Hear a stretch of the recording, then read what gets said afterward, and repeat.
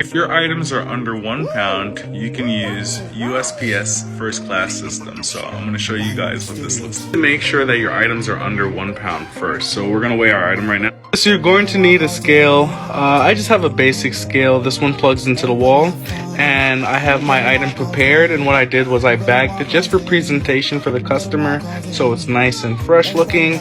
And when you weigh it with the plastic on the scale, it weighs out to 8.6 ounces, and you would consider this 9 ounces when you ship this out.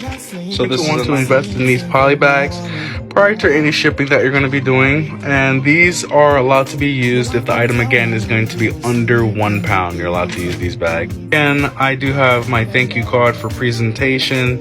It just says thanks for supporting small business. It asks them to leave me feedback and then gives them a discount on their next purchase, and then that gets along with the thank you envelope that goes with the bag. I used to write them out, but this is just much faster for me. We're just going to do this one more time. This customer had ordered 2 pairs of Under Armour Pro compression shirts. They both fit into one poly bag, so this is also a great example of how you can get multiple orders.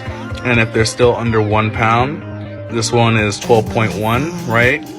This is still going to be able to go first class. So I'm still able to follow the same rules as the first item, even though this has 2 items. Rinse and repeat. We're just throwing it right back in this poly bag, and then we're throwing a thank you card in there. So once you get to the shipping options, all you have to do is plug in the weight for each of the individual items, and then you're just going to review purchase, and it's just going to give a summary of the purchase, and we're going to confirm and pay. It's going to take you to a screen like this, and then all you literally have to do is print the labels.